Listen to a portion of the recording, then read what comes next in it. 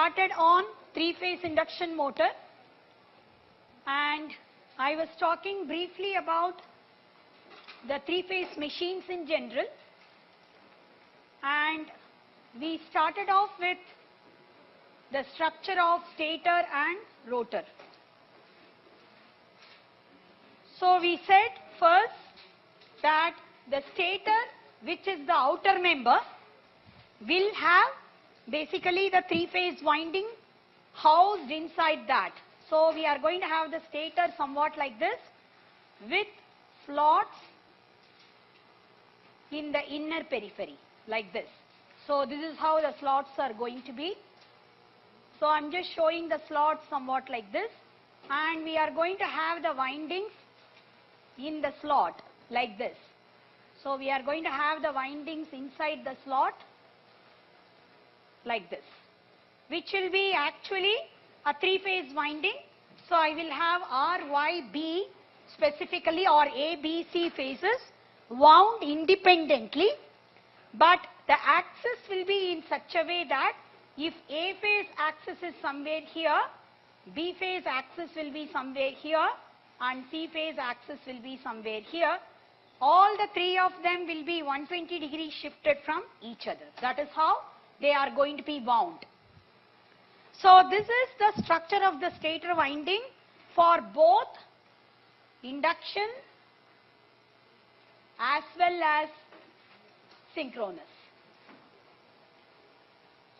So both of them are going to have very, very similar structure as far as the stator winding structure and the stator structure in general are concerned. And of course, the core is made up of ferromagnetic material. So I will have the core made up of ferromagnetic material. And I am also going to have them basically laminated. So unless it is laminated, I will have huge amount of eddy current losses. So I want to minimize the eddy current losses. So it will be made up of several laminations which will be stuck together with the help of resins. Of course, they will be insulated from each other with varnish, just like what we did in the case of transformer. Same thing holds good. And as far as the rotor was concerned, we said there are two types of rotor. We talked mainly about the squirrel cage rotor in the last class. Definitely the squirrel cage rotor will also be having the conductors embedded inside the rotor slot. The rotor slot will be in the outer periphery of the rotor, because the rotor will be the internal member. I will have the rotor sitting here. This is the rotor. So if I say the rotor is sitting inside, I'm going to have the rotor essentially having slots in the outer periphery somewhat like this. This is how it is going to be, and the entire thing is completed like this. So all over the outer periphery I will have teeth, and in between the two teeth is the slot basically. And I will have this also laminated.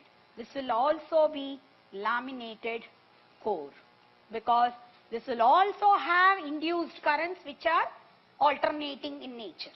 So obviously I can't have them without lamination. So this is also a laminated core, because of which I may have conductors put in each of these slots like this. If it is a cage rotor, squirrel cage rotor, in that case these conductors are going to be thick. So they are actually called as rotor bars. Rather than calling them as rotor conductor, which is thin in nature, these are rotor bars which are really, really thick. So they can be made up of either copper or aluminum. So this may be copper or aluminum. So if it is a low kilowatt motor, it may be aluminum, because we don't care so much about the efficiency. I square R losses may be slightly higher as compared to copper. But if it is a very high capacity motor, the current carried will also be large. So I have to make sure that I square R losses are not too high, and I should not have very low efficiency. Generally large capacity motors we tend to design with a better performance, because every percentage efficiency matters in terms of the energy or the power that is being consumed. So that's the reason generally high capacity machines are paid utmost attention in terms of design. So generally for high capacity motors, it may be copper, right? Whereas for low capacity motors, it may be, aluminum. So if it is tens of kilowatt, we may still call it as low capacity. If you are talking about hundreds of kilowatt, we may call that as high capacity, right? We are not talking about fractional kilowatt at all. Hardly ever three-phase machines are used for fractional kilowatts. So fractional kilowatts, as I told you in yesterday's class, that will be generally only in single phase case. Most of the times we use single phase machines for fractional kilowatt capacity. So what we are going to have in this case is two end rings will be there. If I forget about the core, I am going to have essentially the rotor bars being, in the slots, and at the ends they are going to be essentially short circuited with the help of something called end ring. So this is the end ring. End ring will also be made up of aluminum or copper. So they are essentially short circuited. I cannot interfere with the structure of the rotor at all. I can't vary the resistance. I can't vary any of the parameters of the rotor. It is already set in stone. When I designed, I would have designed it with the particular resistivity of the copper material or aluminum material. That's done. I just cannot change it. So this essentially looks like a cage, and that is the reason why it has got the name cage rotor, and it is like the lines on the squirrel's back, so it is generally known as squirrel cage rotor. Yeah. Aluminum has basically higher resistivity. If you compare the resistivity of the two materials, copper will have better current density. Higher current density it will be able to withstand. Aluminum will be able to withstand a lower current density only. And similarly, the resistivity of copper is smaller as compared to aluminum. So if I want a very high capacity motor, I should be looking for which can carry larger current even with a smaller cross sectional area, which is copper. And yet will have lower I square R losses, right? So that will tell on the efficiency. That's the reason, right? So this is going to be end ring. Both these things are called end rings, and these are rotor bars. These are the rotor bars. So this is the typical structure of a squirrel cage rotor, which is really rugged because they are essentially welded together. If I have the rotor conductors which are residing inside the slot, the copper rings will be welded. So you don't have any moving contact anywhere. It will be continuously rotating. Even when it is rotating, you are not having any moving contact. Everything is a solid structure. So you would hardly see much of wear and tear in the case of a squirrel cage rotor. So once you put it in service, you can forget about it for decades on. There is no problem at all. So maintenance-free operation is one of the special selling points, right? Maintenance-free operation is one of the special selling points of the squirrel cage motor, squirrel cage induction motor. So I don't have to maintain it at all, unlike DC machines where I have to play around always with the commutator brush arrangement. Make sure that the spring is holding it tight, touching the commutator and so on and so forth. The other type of rotor which we are yet to discuss, the second type of rotor is wound rotor or slip ring rotor. In the wound rotor, yes. There is no armature. We never call this as armature, by the way. Armature is the specific term used only in synchronous machine and DC machine. Here we don't call it as armature, we only call it as rotor. The rotor, we will not have any control over the rotor current because it is only an induced current. How it gets induced, we are going to see the principle of operation. But the induced current is from the stator side. It is like a transformer action. So if I have no control over the resistance that I can include, or no control over an inductance that I can include in the circuit, whatever is the inherent value of resistance and inductance, that's what limits the current. So there is no way I can play around with the values of current. Whatever is induced EMF, that divided by inherent impedance of the rotor will give me the current.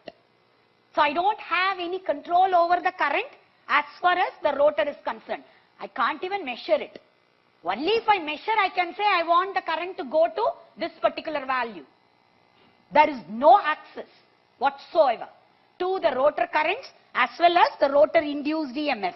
So it's very, very difficult to control the rotor current and the rotor induced EMF as well. Okay, we will look at the operation further, which will probably clarify matters a little better for you. Okay, fine. As far as the wound rotor is concerned, the structure is very similar to the stator structure. So it is also going to have three-phase windings. That is, the winding structure is similar to the stator winding structure. So I'm going to have three-phase windings basically sitting within your motor's rotor. So if I have basically the rotor structure somewhat like this, I'm going to have maybe A phase at some point, maybe B phase at another point, and C phase at the third point, something like this. I'm going to have A, B and C phase windings basically again spread around the entire periphery, outer periphery of the rotor.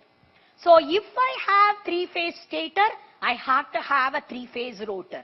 If I have wound the stator for 2-pole, 4-pole, 6-pole, 8-pole, whatever configuration, I have to have similar pole configuration for the stator as well as rotor. I can't have different configurations for both.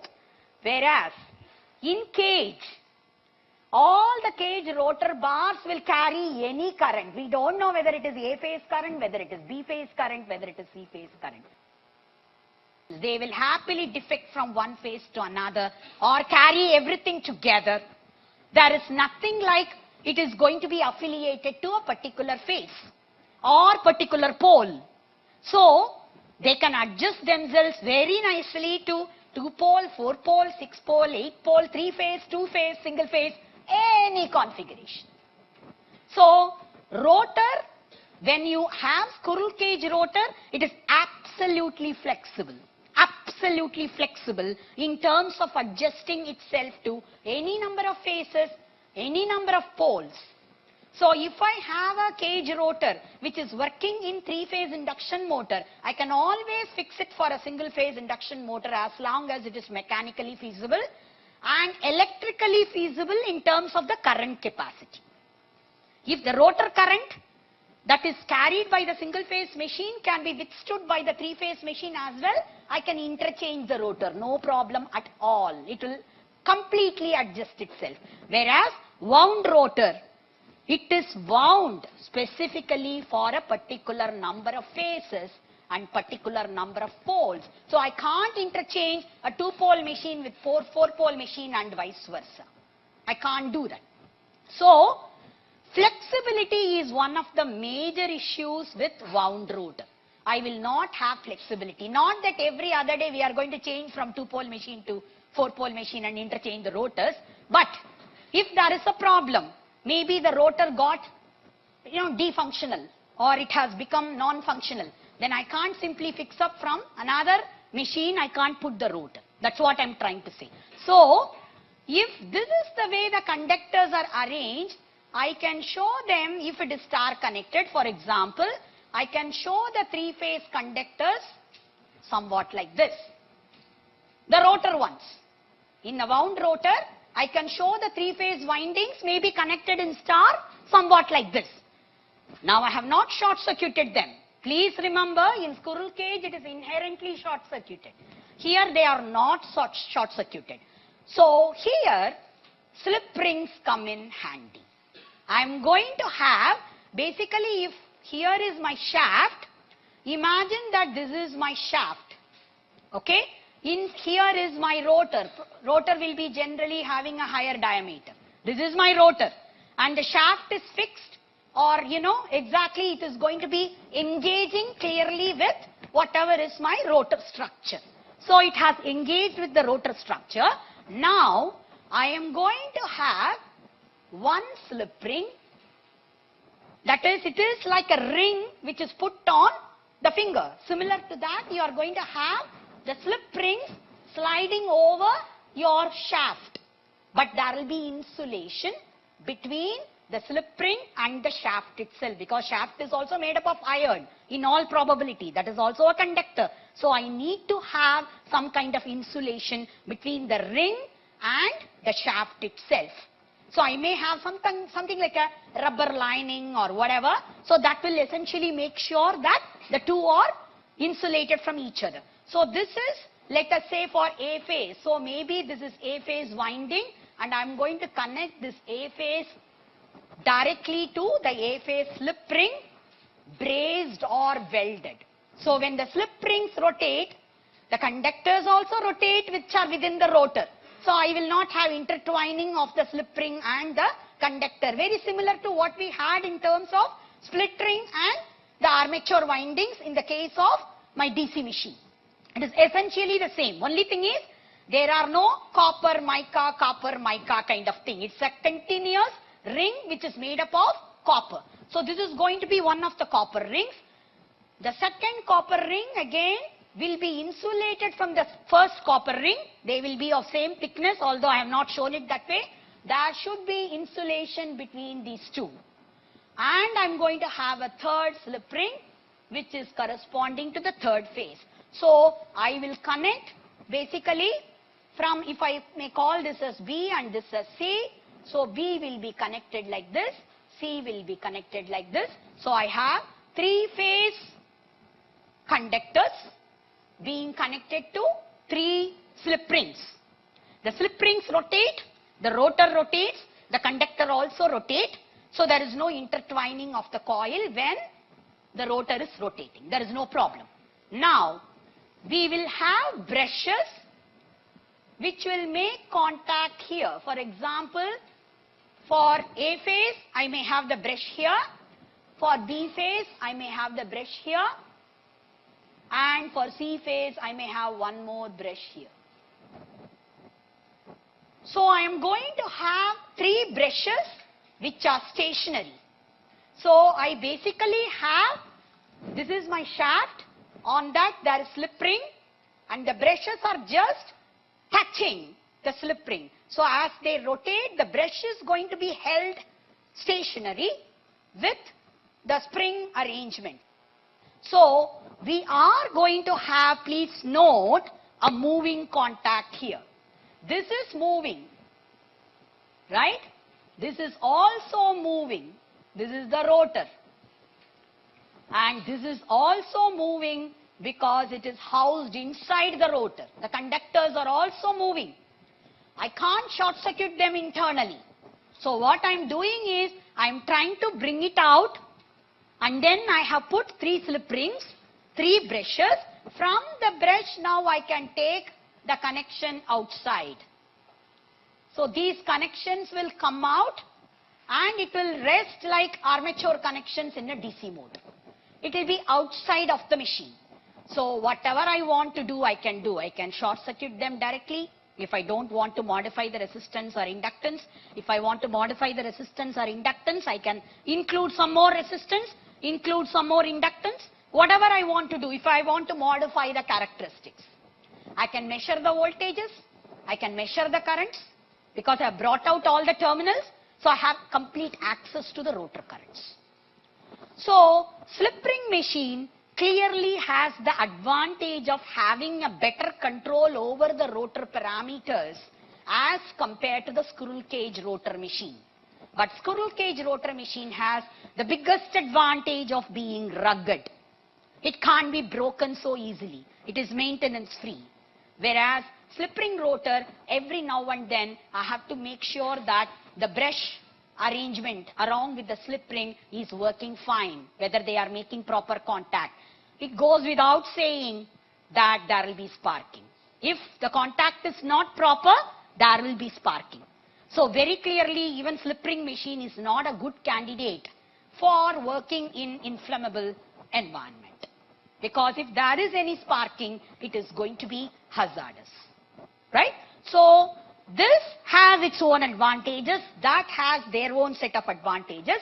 Let's look at the comparison eventually when we look at the characteristic actually. Right. Now, first of all, why do we have to go for 3-phase? Why can't we just work with single phase? Right? Single phase is much simpler. You can just have one winding, that's it. Forget about it. Whereas here I have to have 3 sets of windings. This is only because when I actually look at a single phase machine, I may have the voltage somewhat like this.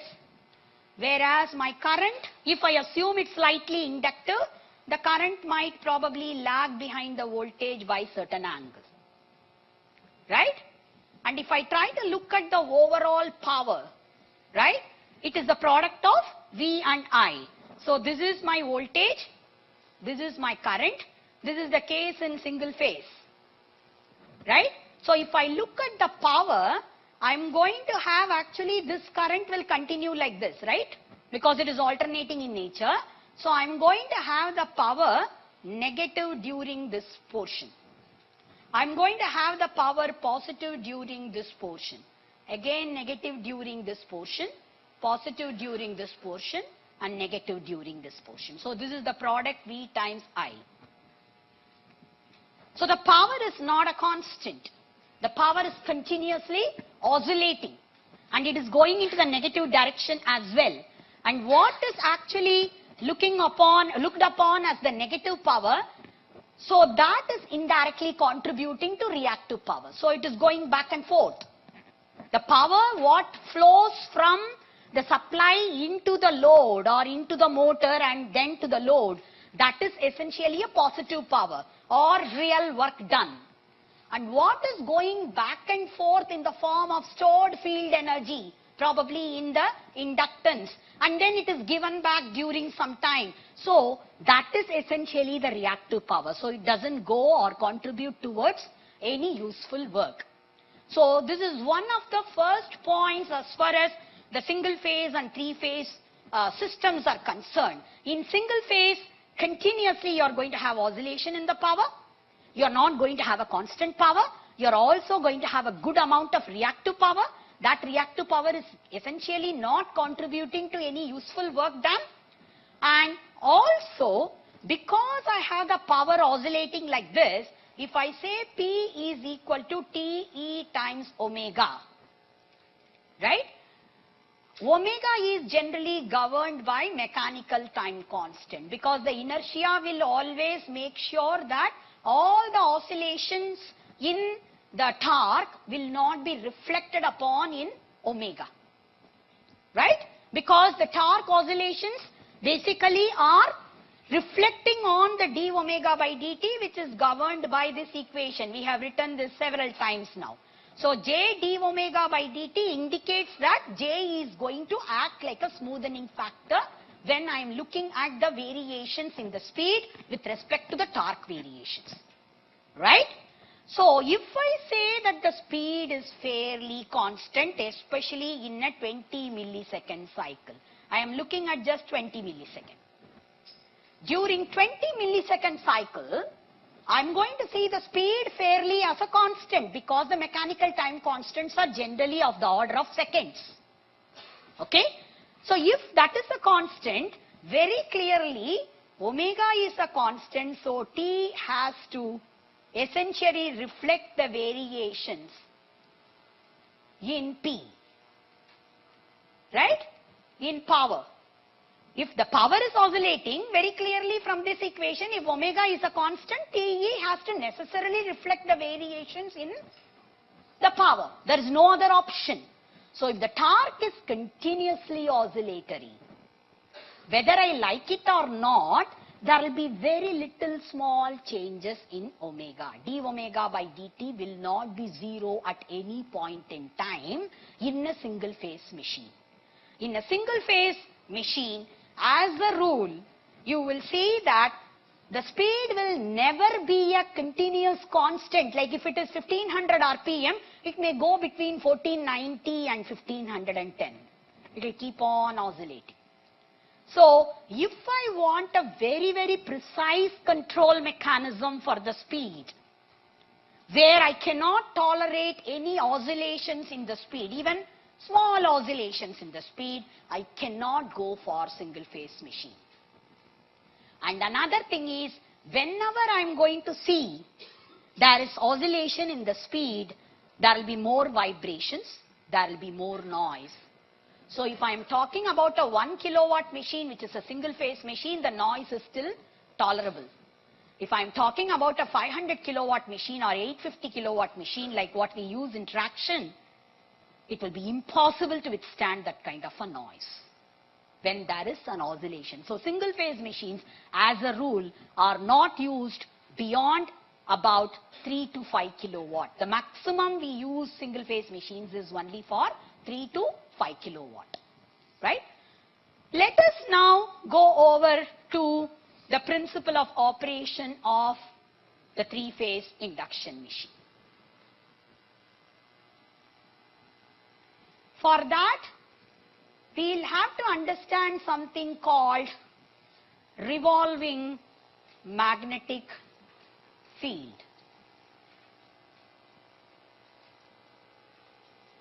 This is a brilliant discovery made by Tesla.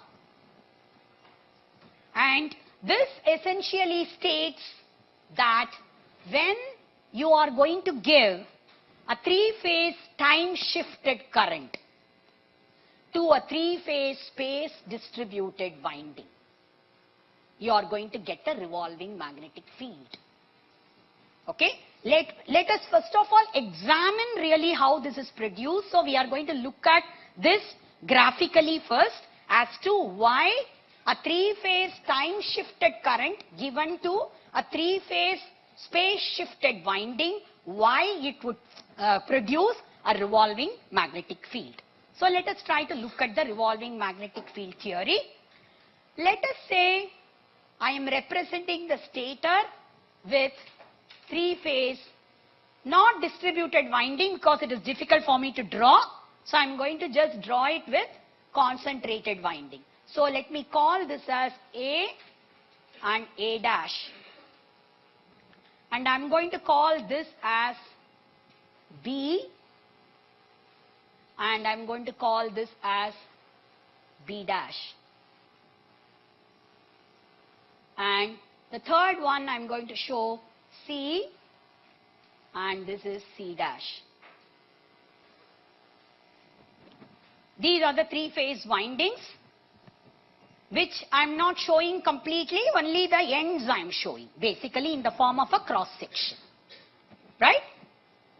Now, A-phase axis, if I assume that I am having the dot like this, the A-phase magnetic field axis will be this way. So I am just showing the A-phase axis somewhat like this, and B axis will be 120 degree shifted, C axis will be 120 degree shifted further. That's it. Right? So I have these three as the magnetic field axis of A, B and C phases respectively. Now, if I am having only one phase winding, first of all let me examine how the magnetic field is going to look like. I am just going to look at only one of the phases at a time. Okay? So let us say I am pumping a A-phase current in A-phase winding, which is maybe Im cosine omega t, whatever, doesn't matter, at a frequency of 50 hertz. Now if I am actually pumping in this current, so let me call this as Ia with respect to omega t. Right? If I assume that I am pumping in the current through this and then the current is returning through this, whatever, I am going to get the magnetic field in this direction. What do I mean by that? I am going to have probably the north pole here and south pole here and so on. That's it. That's what I am going to get. So in which case, I should say the strength of the magnetic field depends upon what is the strength of the current, because MMF is going to decide how much is the strength of the magnetic field, assuming that the reluctance does not change much. Okay? So in which case, I am going to have essentially maybe a sinusoidal field in such a way that if I say this is theta equal to 0 degree, I am going to get probably the peak located somewhere here, and then it is going to essentially look like this. This is essentially theta. So this is going to be the MMF wave. This is going to be the MMF wave with respect to theta. Please understand, I am drawing the MMF wave with respect to space. What I am drawing as the current is with respect to time. So I am talking about the time. Maybe this is corresponding to, let us say, time t equal to t1. Maybe this is t1. So this is the MMF wave at time t equal to t1.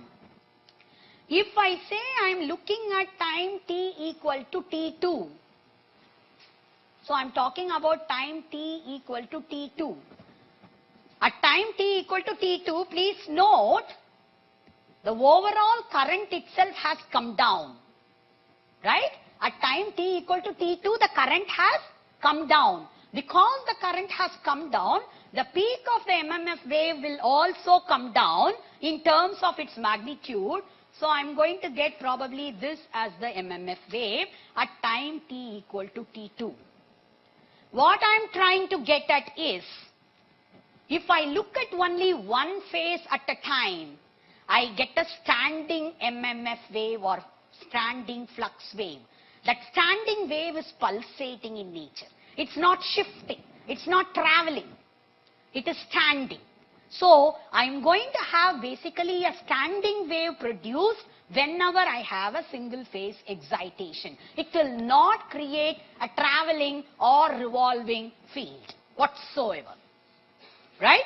So what I am looking at when I have the three-phase excitation is, at any point I am going to look at the resultant of all these three phases. If I say this is theta, at an angle theta from A phase axis, I am going to look at what is the resultant of all the three phase MMFs.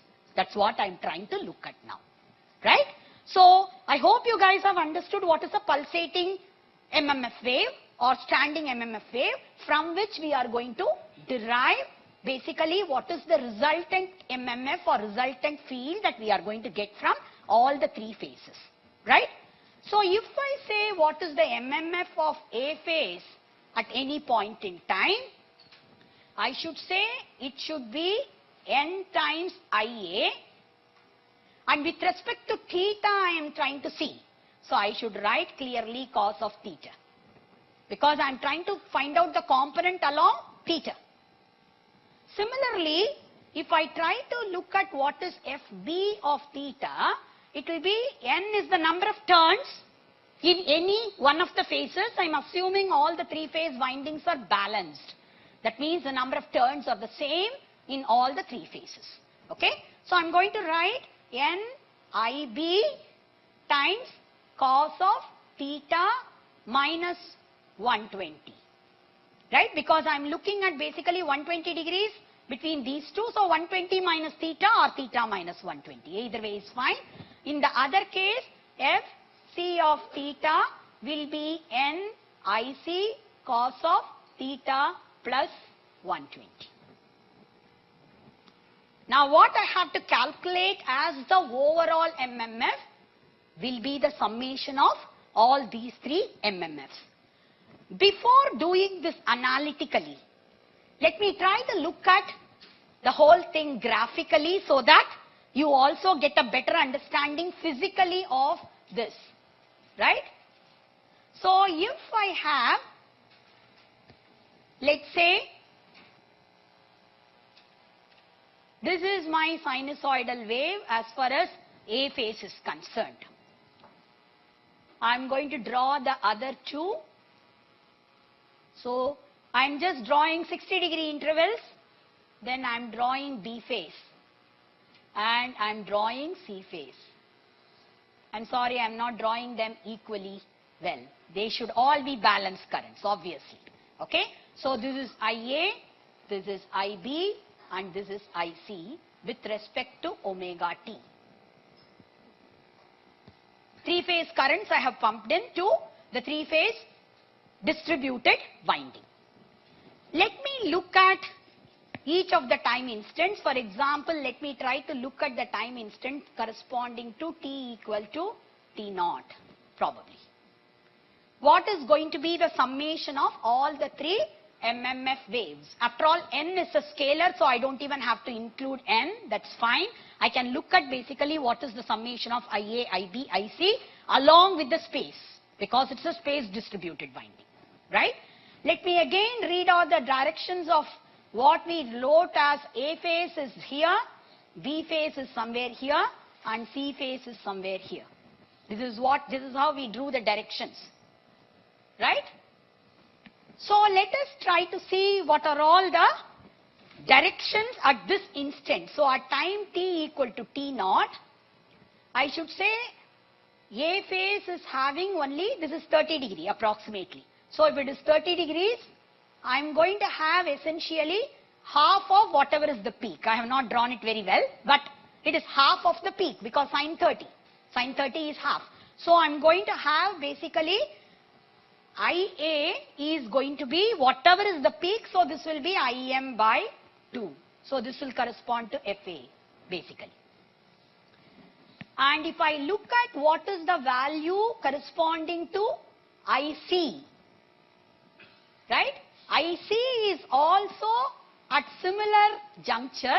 The zero crossing is here for IC, and this is also about 30 degrees away from the zero crossing. So that will also be IM by 2, and that will be in the positive direction. So I should say my IC is here. So IC is probably here again. This will also be IM by 2, and this is FC. Now this is IB. IB is at its peak, but it is in the negative direction, right? So I'm going to have actually IB similar to this, but in the opposite direction. This is going to be minus B, right? So I have to draw a minus B along this, which will be IM itself. So this will be FB. Right?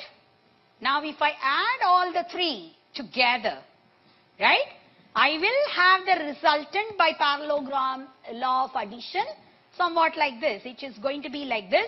So this is about 30 degrees or 60 degrees. This will be 60, I suppose. This will also be 60, right?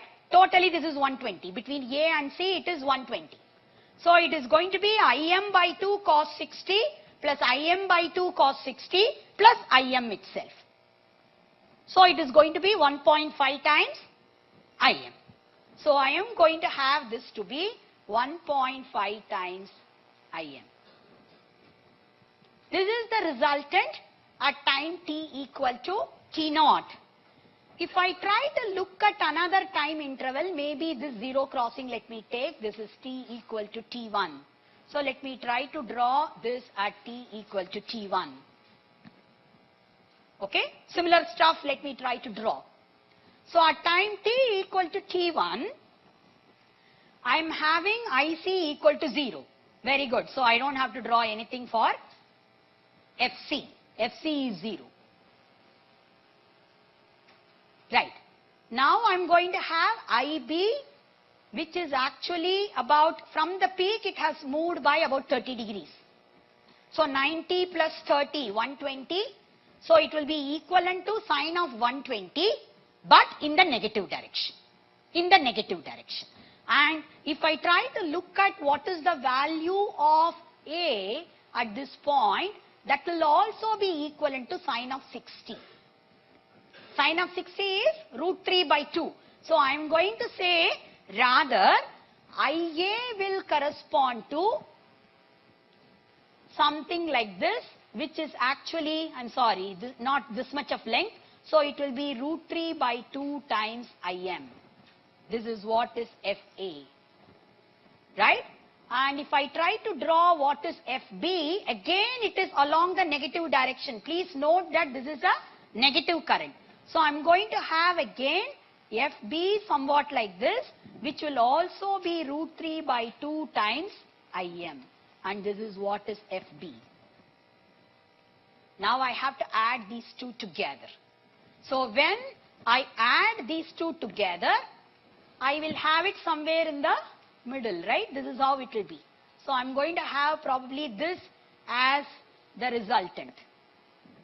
So the resultant will be root 3 by 2 Im cos of 30. This is 30 degrees, clearly. This is also 30, because this is 60. So it will come in the middle. So I'm going to have 30 degrees as the phase shift. So root 3 by 2 Im cos 30 plus root 3 by 2 Im cos 30, which will again become 1.5 Im. You can keep on doing this for every 30 degree interval. You will see that between T0 and T1, the phase shift is 30 degrees. Between this vector and this vector, this was 60 degrees, this has now moved by 30 degrees. That means every time the time shift takes place by 30 degrees in the current wave, there is a 30 degree shift or movement in the MMF wave or the flux wave as far as the space is concerned. So this is space movement, whereas this is time shift. Right? So I should say basically that if I supply 3-phase time distributed current to a 3-phase space distributed winding, I see that I am going to get an MMF wave which will keep on rotating at the same speed as that of the oscillatory speed of the sinusoidal wave, which is the current wave. So I can say if omega is the frequency of the current, then the rotating speed is going to be of the magnetic field, that is going to be omega radians per second in space. Both of them are going to be exactly one and the same. Right? Let us try to see whether we get a similar result even when we are doing it analytically. This is essentially a graphical proof. We are trying to look at the graphical proof as to if we take the component of the MMF wave along a direction theta, are we trying to get ultimately, a revolving magnetic field at all. Please note the revolving magnetic field is having a constant magnitude. That is 1.5 times Im multiplied by the number of turns. Of course, I have neglected that here. That is a scalar multiplication. So what we did in the previous page, we had already written that these are going to be the MMF expressions corresponding to each of the phases, that is A phase, B phase and C phase. And if I want the overall MMF to be calculated, I have to write F total is equal to Fa of theta plus Fb of theta plus Fc of theta. This is what I have to add. And what is Ia? Ia is A phase current, which is also sinusoidally or cosinusoidally oscillating.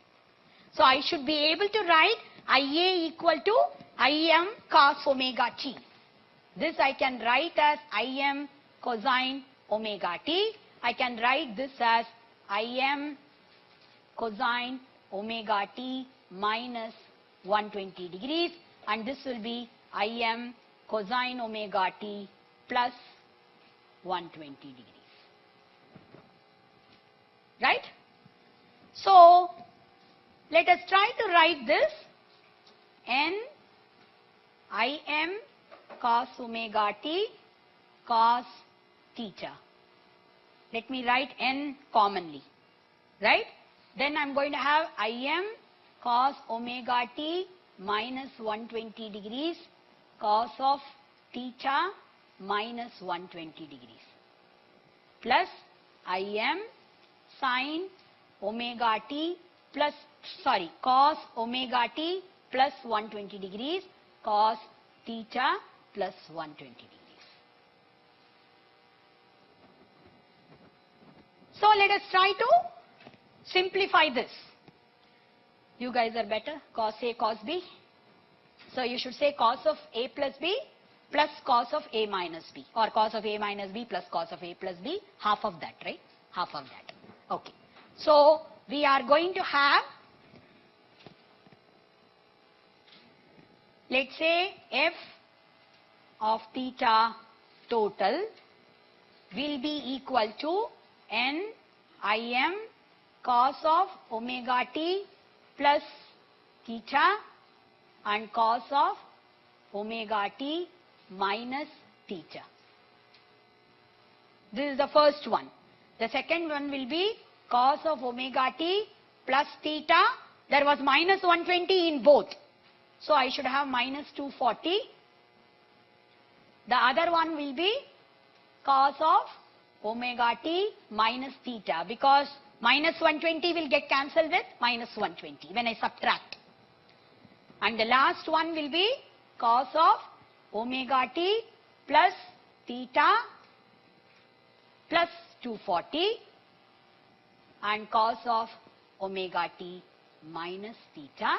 Of course, the whole thing has to be divided by 2.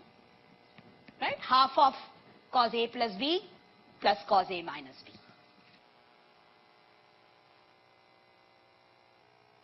Omega t minus 120 and theta minus 120. Because we are actually impressing the current which is corresponding to B phase current, which is lagging behind. B phase current is lagging behind. That's how we have shown here also. If you may recall, please note, B phase current is lagging behind the A phase current by 120 degrees. This is lagging behind. Yeah, here space-wise we are showing as though the winding what we have wound for B phase is leading. There is a specific reason. Very good question. Very, very good question. Normally, when we are looking at a synchronous machine, I told you that the winding structures are extremely similar for induction and synchronous machine. Right? If I are looking at a synchronous machine, I have the A phase, B phase and C phase windings. What I had drawn is in such a way that first comes A phase, then comes C phase, then comes B phase. That is the way I have drawn it. But in a synchronous machine, what happens is the stator has the three-phase winding, which is known as the armature of a synchronous machine. The rotor has basically the magnet. The rotor is going to have a north pole and south pole. So what happens is the north pole and south pole of the rotor is being rotated with the help of a turbine. So when it is rotated in anti-clockwise direction, please think about it. First it will meet with A, next it will meet with B, next it will meet with C. So the EMF induced will be such that A phase gets the theta equal to 0 corresponding EMF. The second one gets then after 120 degrees away from the first EMF that is induced in A phase. And C phase gets another MMF or EMF which is corresponding to another 120 degrees away from the B phase. That's why it looks as though this is inverted. Are you getting my point? We always look at the winding with respect to the fact that it is like a generator. For generator operation, if the magnet is being rotated and our conventional direction is anti-clockwise direction of rotation. So when we look at it, we want to always arrange the windings in such a way that A phase comes first, then comes B phase, then comes C phase. Okay. So, you would normally see that it looks as though we have kind of goofed up in the notation, but we have not. Basically, we are looking at the whole thing in generator point of view. That's what it is. Okay. So, if we are looking at it, now, this is the total MMF. Clearly, this plus this is like a three-phase current instantaneous value. If I add IA plus IB plus IC is always 0. So, this component is going to vanish. This will not give me any resultant value because it is like IA plus IB plus IC, where IA is cos of theta or cos omega t, IB is cos omega t minus 120, or I can write it as plus 240. Similarly, I can write it as cos omega t plus 120 for IC, which will be equivalent to cos omega t minus 240. So, clearly this is like a normal three-phase system where the instantaneous values add up to 0. Right? So, this will not contribute to anything, whereas this is going to contribute to 3NIM by 2 multiplied by cos of omega t minus theta.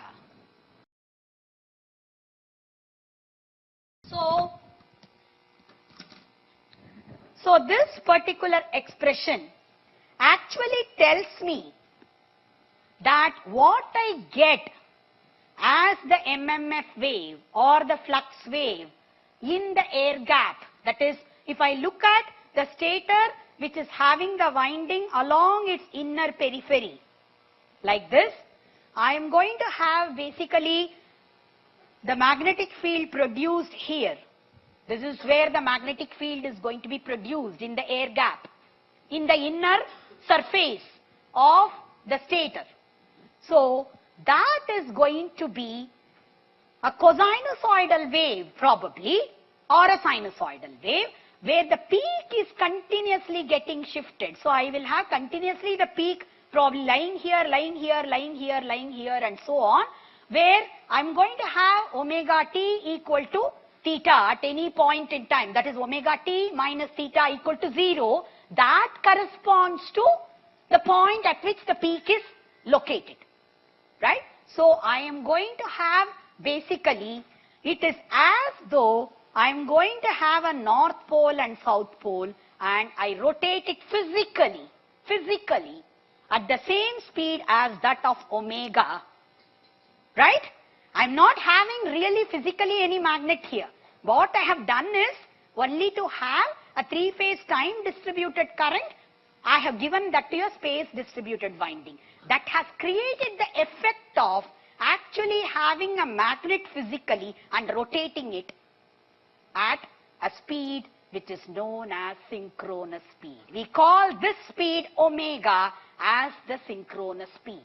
So, the synchronous speed is fully determined by the frequency of the current that I am injecting to my three-phase machine, and it has to be a balanced current. So, that's why I say that this is a fantastic discovery by Tesla. And as far as I remember, there is hardly any design difference between what Tesla designed in 1879 or 1880 and today's induction machines. Very, very limited difference in the design. So, three-phase became extremely popular only after this particular discovery was made, and Tesla made the first induction machine, which actually became the workhorse of all the industries.